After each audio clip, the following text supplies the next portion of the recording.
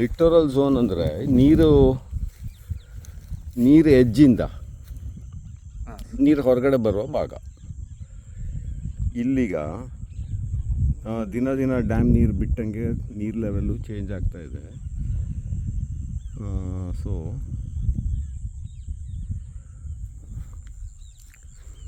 ಈಗ ಅಲ್ಲಿ ನೀರು ಸ್ಟಾರ್ಟ್ ಆಗುತ್ತಲ್ಲ, ಅಲ್ಲಿಂದ ಹಿಂಗೆ ಬಂದು ಆ ಹಸಿರು ಇದೆಯಲ್ಲ ಅಲ್ಲಿವರೆಗೆ ಲಿಟರಲ್ ಝೋನು. ಅಷ್ಟು ನೀರಡಿ ಹೋಗುವಂಥದ್ದು. ಹಾಂ,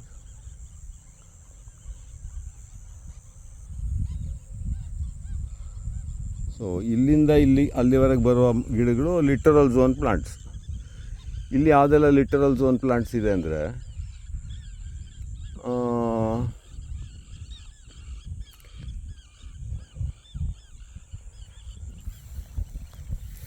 ಯೂಟ್ರಿಕ್ಯುಲೇರಿಯಾ ಔರಿಯಾ ಅದು ಬರುತ್ತೆ. ಆಮೇಲೆ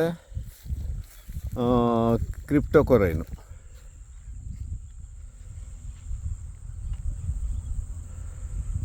ನಾವು ಇದು ಯೂಟ್ರಿಕ್ಯುಲೇರಿಯಾ ಔರಿಯಾ, ಅದಾದಮೇಲೆ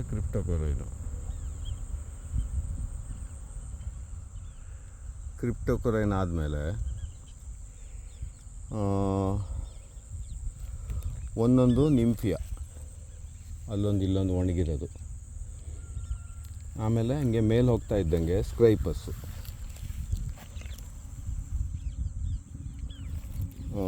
ಇದು ಸ್ಕ್ರೈಪಸ್ಸು, ಕ್ರಿಪ್ಟೋಕೊರೈನು. ನೀರು ಅಡಿಗಿದ್ದಿದ್ದು ಹೊರಗೆ ಬಂದಿರೋದು. ಈಗ ನೀರು ಕಮ್ಮಿ ಆದಂಗೆ ಎಕ್ಸ್ಪೋಸ್ ಆಗಿರೋದು. ಆಮೇಲೆ ಒಂದು ಜಾತಿ ಹುಲ್ಲು ಇದೆ.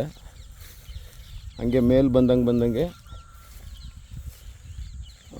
ಕ್ರಿಪ್ಟೋಕೊರೈನ್ ಸ್ವಲ್ಪ ಕಮ್ಮಿ ಆಗ್ತಾ ಬಂತು.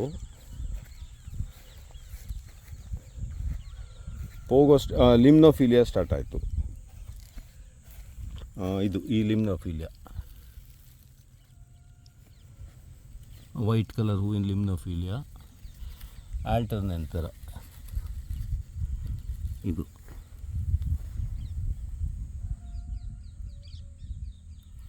ಸೊ ಇವೆರಡು ಸ್ಟಾರ್ಟ್ ಆಯಿತು. ಆಮೇಲೆ ಇನ್ನೂ ಸ್ವಲ್ಪ ಮೇಲೆ ಬಂದಂಗೆ ಪೋಗೋಸ್ಟೆಮಾನ್.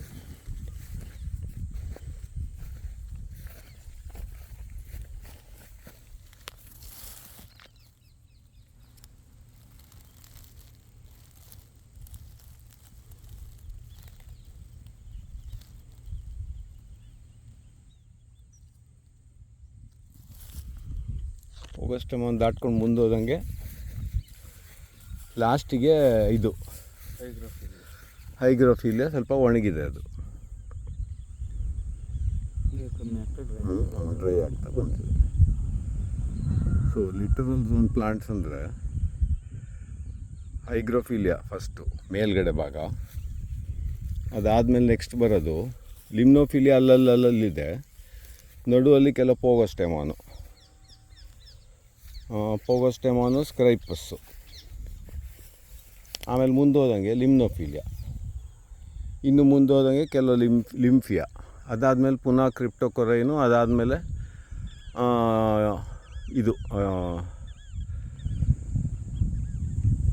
ಏನದು ಅರಿಶಿನ ಹೂವಿನ ಹೆಸರೇನದು, ಯೂಟ್ರಿಕ್ಯುಲೇರಿಯಾ ಔರಿಯಾ.